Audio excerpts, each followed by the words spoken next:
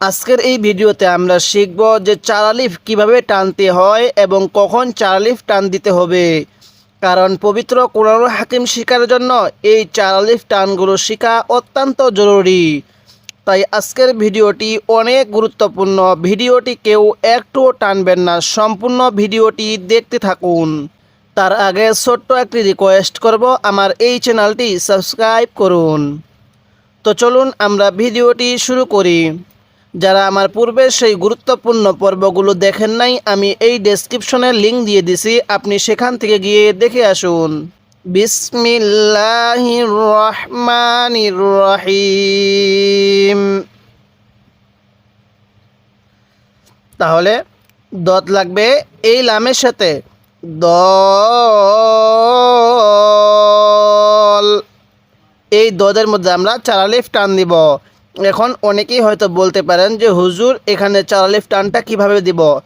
দেখুন, আগে আপনারা দদের মধ্যে চার আলিফ টান দিয়ে দিবেন। এই চার আলিফ টান দেওয়ার পরে তারপরে দতকে এই লামের সাথে লাগিয়ে দিবেন। দত লাম জবর দল। দেখুন, এখানে আপনারা চার আলিফ আগে টান দিবেন এই দদের মধ্যে। দদের মধ্যে টান দেওয়া শেষ হলে তারপরে আপনারা দদটাকে লামের সাথে লাগিয়ে দিবেন। তাহলে দদের মধ্যে টানটা সহি উচ্চারণ হবে। তাহলে আপনি আমার সাথে পড়ুন, দত লাম জবর দল, লাম আলিফ দুই জবর লান, দলান। কিভাবে পড়ব? দলান। যেই হরফের উপরে এরকম মোটা চিহ্ন দেখব সেই হরফের মধ্যে আমরা চার আলিফ টান দিব। কি নিয়মটা বললাম?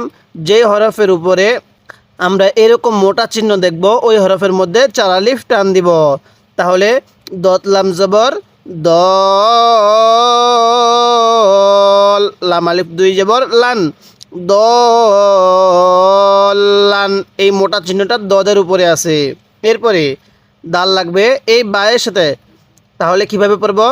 দা, বা জবর বা, তা দুই জের তিন। তাহলে দা বা তিন। কিভাবে পড়ব? দা বা তিন।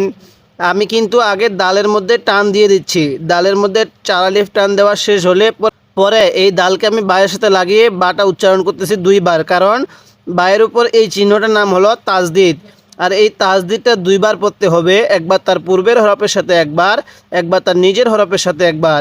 এই জন্য দালকে বায়ের সাথে লাগাবো, বাটা আরেকবার উচ্চারণ করব। তাহলে কিভাবে পড়ব? দা বা তিন। এরপরে এবার বলবেন এই চার আলিফ টানটা হায়ের মধ্যে দিব নাকি জিমের মধ্যে দিব? হ্যাঁ বলুন তো দেখি, যারা এই মুহূর্তে আমার এই ভিডিওটি দেখতেছেন তারাই বলবেন। হ্যাঁ, এই টানটা হায়ের উপর হবে। তাহলে কিভাবে পড়ব? হা জিম জবর হাজ, জিম জবর যা, কাব জবর কা। তাহলে হাজ্জাকা। কিভাবে পড়ব? হাজ্জাকা। এরকমভাবে শিখব। খেয়াল রাখবেন, এই জিম এবং কাফের মধ্যে আবার টান দিবেন না, কারণ এগুলোর মধ্যে টানের কোনো অপশন নেই। এই হায়ের মধ্যে চার আলিফ টান হবে। কি জন্য? এই হায়ের উপরে এই মোটা চিহ্নটার কারণে এক আলিফ টান দিব। তাহলে আমরা যেই হরফের উপরে এরকম মোটা চিহ্নটা দেখব সেই হরফের মধ্যে চার আলিফ টান দিব। নিয়মটা আপনারা এখানেই শিখে নেবেন, কারণ এই হরফগুলো হুবহু পবিত্র কোরআনুল হাকিমের মধ্যেই ব্যবহার হবে। এখন যদি আপনি এগুলো শিখে নিতে পারেন তাহলে পরবর্তী আপনি খুব সহজেই এগুলোর উচ্চারণ করতে পারবেন। তাই ভিডিওটি শেষ অবধি ধৈর্য সহকারে দেখতে থাকুন এবং আমি আপনাকে এই নুরানি কায়দাটা এরকমভাবে পর্ব আকারে শিখাবো। এরপরে আমি আপনাকে আমপারা শিখাবো। এরপরে আমি আপনাকে পবিত্র কোরআনুল হাকিম বানান করে রিডিং পড়া শিখাবো। তাই অবশ্যই আপনি আমার এই চ্যানেলটি সাবস্ক্রাইব করবেন এবং এই ভিডিওতে একটি লাইক দিয়ে দিবেন, যাতে করে এই ভিডিওটি আরও মানুষের কাছে পৌঁছে যায়। এরপরে তাহলে এবার হা লাগবে এই জিমের সাথে, হাজ, জিম ওয়াও পেশ জু, কাব জবর কা, হাজুকা। এবার কিন্তু জিমের মধ্যে টান হবে, কারণ পেশের পরে ওয়াও সাকিন থাকলে সেখানে আমাদের এক আলিফ টানতে হয়। এই যে পেশ, এরপরে এই যে ওয়াও সাকিন, তাহলে আমরা এক আলিফ টান দিব। তবে এই জিমের মধ্যে কোনো টানের অপশন নাই, এই জন্য এখানে টান দিব না। তাহলে হাজুকা এরকমভাবে শিখব। এরপরে লাম জবর লা, এবার দত লাগবে এই লামের সাথে, দল। লাম ওয়াও পেশ লু, লা দলু। নুন জবর না, লা দলু না। কীভাবে শিখব? লা দলু না। আপনি আগে দদের মধ্যে টানটা দিবেন, দদের মধ্যে টান দেওয়া শেষ হলে পরে লামের সাথে লাগিয়ে লামকে এক আলিফ টান দিবেন। কিভাবে পড়ব? লা দলুনা এরকমভাবে পড়ব। এরপরে ওয়াও জবর ওয়া, লাম লাগবে এই দদের সাথে, লাদ, তাহলে ওয়ালাত, ওয়ালাত, কারণ দদের উপর তাজদিদ, তাহলে লামকে তাজদিদের সাথে লাগিয়ে দিতে হবে। এখানে এই যে তিনটি হরফ দেখতেছেন, আলিফ আর একটি লাম, এগুলো হরফ বাদ যাবে, কিন্তু লেখার মধ্যে এগুলো হরফ আসবে। তাহলে পড়ার সময় আমরা এগুলো বাদ দিব, লামকে দদের সাথে লাগাবো। ওয়ালাত, দত লাগবে এবার এই লামের সাথে, দল। লামিয়াজের লি, এক আলিফ টান দিব, জেরের পরে ইয়া সাকিন হলে এক আলিফ টানতে হবে। নুন জবর না, তাহলে ওয়ালাদ্দল্লিনা। কীভাবে পড়ব? ওয়ালাত দল্লিনা এরকমভাবে শিখব। এরপরে হামজা জবর আ, তাপেশ তু, এটা কিন্তু তাপেশ তু, আ তু। হা লাগবে এবার এই জিমের সাথে, হাজ। জিম লাগবে এবার এই নুনের সাথে, এই সাকিনের সাথে লাগবে না, কারণ সাকিনের পরে যদি তাজদিতলা হরফ থাকে, নিয়মটা স্মরণ রাখবেন, সাকিনের পরে যদি তাজদিতলা হরফ থাকে তাহলে আমরা ওই সাকিনওয়ালা হরফটাকে বাদ দিব। নিয়মটা কি বললাম? সাকিনওয়ালা হরফের পরে যদি এরকম তাজদিতলা হরফ থাকে তাহলে আমরা ওই সাকিনওয়ালা হরফটাকে বাদ দিয়ে এই যে তাজদিতলা হরফটাকে ধরে নিব। যেমন এখানে ওয়াওয়ের উপরে সাকিন আছে, তাহলে জিমটা কিন্তু লাগার কথা এই ওয়াওয়ের সাথে, এখন কিন্তু ওয়াওয়ের সাথে লাগবে না, কারণ এই ওয়াও সাকিনের পরে একটা তাজদিতলা হরফ দেখতেছি, তাহলে এই জিমটাকে সোজা এই নুনের সাথে লাগিয়ে দিব। জিম নুন পেশ জুন এরকমভাবে শিখব, কারণ মিমে নুনের তাজদিদ হলে গুন্নাহ করতে হবে, এই জন্য গুন্নাহ করতে হবে। জিমের উপর এই যে মোটা চিহ্ন, এজন্য চার আলিফ টানতেও হবে। তাহলে নুনিয়াজের নি, আতুহাজ্জুনি। কিভাবে শিখব?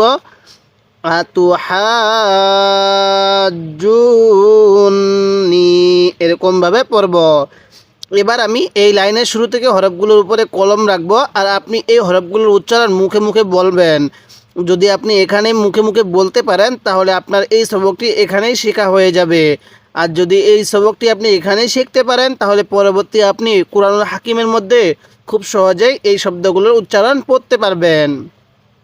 তাহলে এবার বলবেন এই হরফগুলোর উচ্চারণ কিভাবে পড়তে হবে। হ্যাঁ, অবশ্যই আপনি মুখে মুখে বলবেন। তাহলে বলুন। হ্যাঁ, দত লাগবে এই লামের সাথে, দল। আপনি আমার সাথে সাথে টান দিবেন, দত লাম জবর দল।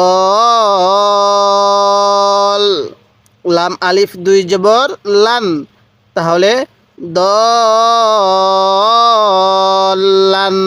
আরেকবার আমার সাথে টান দিন, দত লাম জবর দল, লাম আলিফ দুই জবর লান, দলান এরকমভাবে টানটা দিব। অনেকে হয়তো মুখে উচ্চারণ করতে আপনাদের কষ্ট হয়ে যাচ্ছে বা উচ্চারণ করতে পারতেছেন না, আপনারাও মুখে মুখে উচ্চারণ করার চেষ্টা করবেন।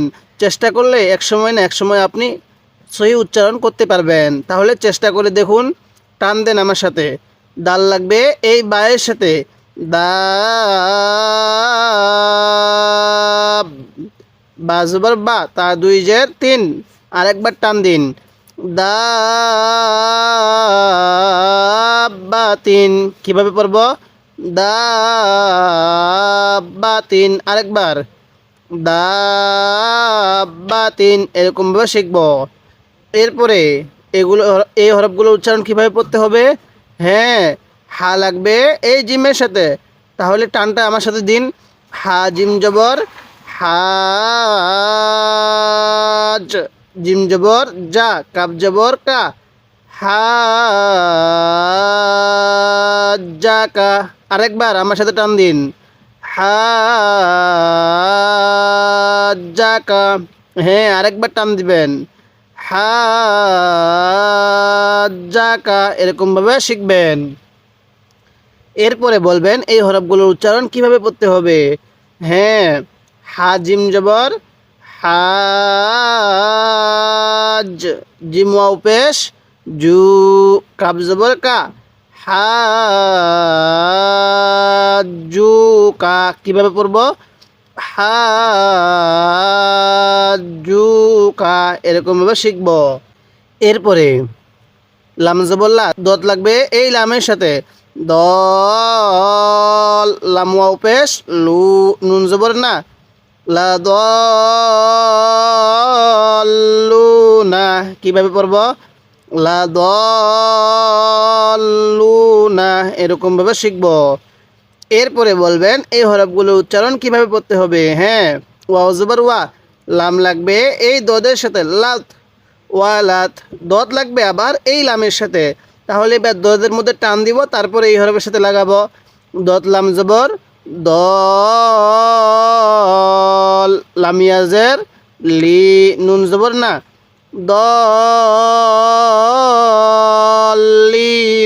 কিভাবে পড়বো? পড়ুন, দলিনা। এবার এখান থেকে আরেকবার আমার সাথে সাথে পড়ুন, ওয়ালাত, দলিনা, এরকমভাবে শিখব। এরপরে বলুন এই হরফগুলোর উচ্চারণ কিভাবে পড়তে হবে। হ্যাঁ, হামজা জবর আ, তা পেশ তু, আতু। হা লাগবে এই জিমের সাথে, স্মরণ রাখবেন হাকে জিমের সাথে লাগাবো, তখন হায়ের মধ্যে 4 আলিফ টান দিব। টানটা আমার সাথে দিবেন, হা জিম জবর হাজ। এবার জিমকে এই নুনের সাথে লাগাবো, ওয়াওয়ের সাথে লাগাবো না, তাহলে জিম নুন পেশ জুন। এখানে টানও দিব জিমের মধ্যে, নাকের বাসি দ্বারা নুনের মধ্যে গুনাহ করব, কারণ জিমের উপর মোটা চিহ্ন, নুনের উপর তাজদিদ। তাহলে কিভাবে পড়ব? জিম নুন পেশ জুন, নুন ইয়াজের নি, আতুহাজ্জুনি,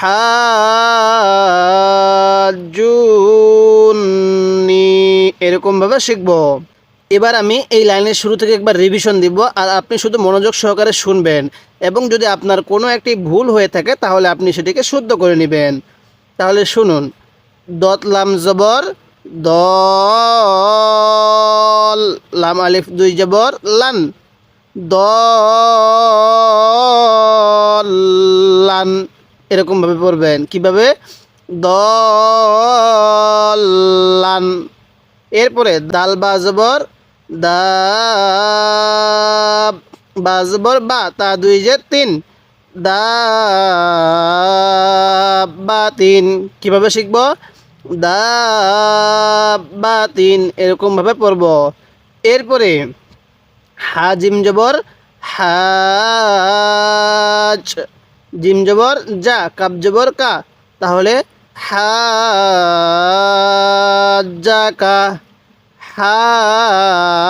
হাজ্জাকা, এরকমভাবে শিখব। এরপরে হা লাগবে এই জিমের সাথে, হাজ, জিম ওয়াও পেশ জু, কাব জবর কা, হাজ্জুকা। কিভাবে পড়ব? হাজ্জুকা, এরকমভাবে শিখব। এরপরে লাম জবর লা, দত লাগবে এই লামের সাথে, দল, লাম ওয়াও পেশ লু, 1 আলিফ টান দিব, নুন জবর না, লা দল্লুনা। কিভাবে পড়ব? লা দল্লুনা, এরকমভাবে শিখব। এরপরে ওয়াও জবর ওয়া, লাম লাগবে সোজা এই দদের সাথে, লাত ওয়ালাত। এবার দত লাগবে আবার এই লামের সাথে, দল, লামিয়াজের লি, নুন জবর না, তাহলে ওয়ালাত দলিনা। কিভাবে পড়ব? ওয়ালাত দলিনা, এরকমভাবে শিখব। এরপরে হামজা জবর আ, তা পেশ তু, আতু, হা লাগবে এবার এই জিমের সাথে, হাজ। জিম লাগবে এই নুনের সাথে, জুন, নুন ইয়াজের নি, আতু হাজুনি। কিভাবে শিখব? আতু হাজুনি, এরকমভাবে পড়ব। যদি আপনি এরকমভাবে এই নুরানি কায়দাটা সহি শুদ্ধভাবে শিখতে পারেন, তাহলে আপনি অতি অল্প সময়ে পবিত্র কোরআনুল হাকিম রিডিং পড়া শিখতে পারবেন। তাই এই লক্ষ্যে আমি আপনাকে পুরো নুরানি কায়দাটা সহি শুদ্ধভাবে পর্ব আকারে শিখাবো। এরপরে আমি আপনাকে আমপারা শিখাবো। এরপরে আমি আপনাকে পবিত্র কোরআনুল হাকিম বানান করে রিডিং পড়া শিখাবো। তাই অবশ্যই আপনি আমার এই চ্যানেলটি সাবস্ক্রাইব করবেন এবং এই ভিডিওতে একটি লাইক দিয়ে দিবেন, যাতে করে এই ভিডিওটি আরও মানুষের কাছে পৌঁছে যায়। তো আজকে আমরা এই সবকের এই পর্যন্ত আলোচনা করলাম। পরবর্তী পর্বের মধ্যে আমরা এরপর থেকে আলোচনা করব। তাই পবিত্র কোরআনুল হাকিম শেখার জন্য আপনাকে প্রত্যেকটি ভিডিও দেখা অত্যন্ত জরুরি। আপনি প্রত্যেকটি ভিডিও দেখবেন।